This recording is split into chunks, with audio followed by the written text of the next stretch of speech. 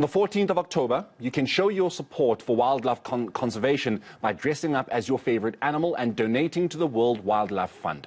The organization's annual fundraising campaign, of course, is in an effort to wear it wild. That's what they call it, wear it wild. And it urges South Africans to raise awareness about caring for the environment. For more on this, I'm joined now by the World Wildlife Fund South Africa's Justin Smith. A very good morning to you, Justin. And thank you so much for joining us. And thank you very much, of course, for your patience as well. So what is the idea behind Wear It Wild?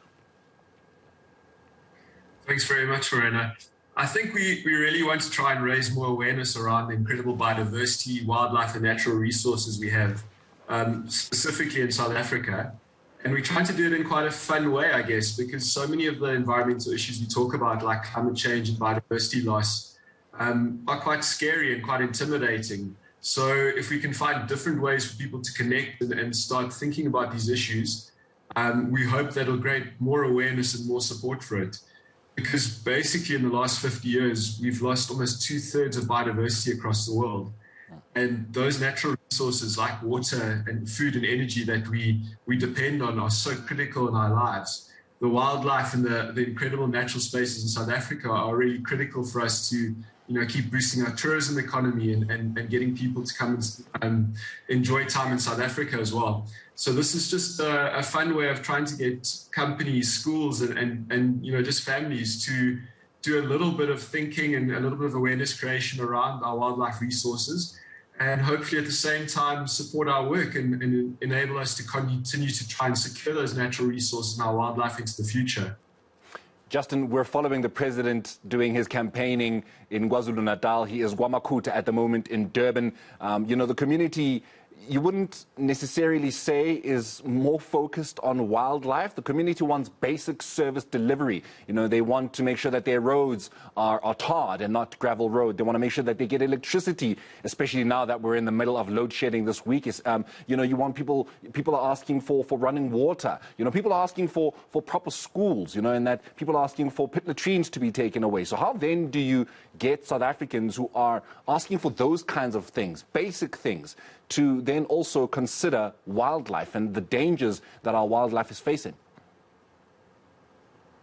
I think it's really important for us to try and draw the connections between people and nature, and to understand that we all depend on the environment around us for a lot of the resources that you spoke of.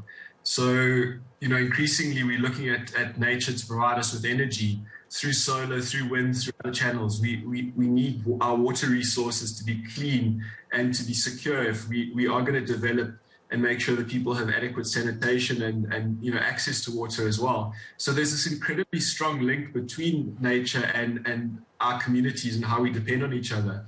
And I know it's very difficult for somebody who's really looking for a roof over their heads and just very basic human needs to often think about the environment around them. But it is an incredibly closely linked scenario. And in South Africa in particular, we're one of the most biodiverse countries in the world. So if we lose these biodiversity and natural assets around us, it's only going to make social development and economic development even more difficult for us. As I said earlier as well, there's incredible benefits to these resources that draw tourists who come and support us and invest money into our country as well. So these are very interlinked issues, and I think that's really the critical thing. Our wildlife is important not only for their own reasons, but also as part of the natural assets of this country. And that's really the story and the message we want to get across from the WWF perspective.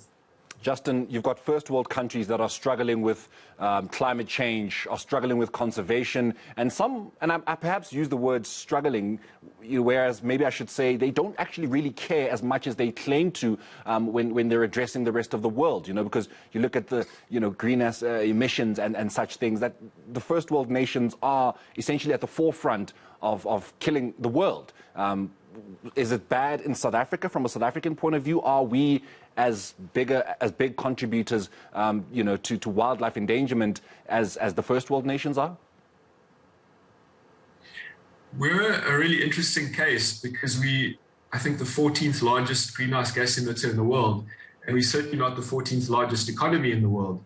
So because of our very big dependency on coal, we've got a very unhealthy scenario that we're trying to get away from at the moment around the emissions, around the impact it has on people's health, on water resources, and other things, and obviously just kind of emissions as a simple issue as well. So, trying to invest more in renewable energy, trying to look at what are the job opportunities and the transition that we can make away from coal towards other energy sources over time as well is really critical. And you're right, though, that a lot of the problems we face globally is because there's been first world countries that have basically kind of done what they want to for many years. So part of their responsibility, aside from cutting their own emissions, is also looking at how they can finance development and change in the emerging economy space. So there's a number of countries in South Africa over the last couple of weeks, trying to look at how they can support our government's just transition to cleaner energy opportunities and away from coal as well. So hopefully some of that investment and development will help with our economic growth at the same time.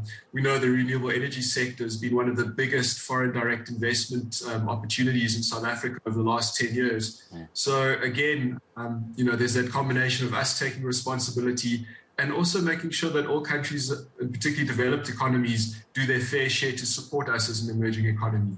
Just very quickly before I let you go, Justin, talk to me about the Wear It Wild campaign. Who can get involved? How can they get involved?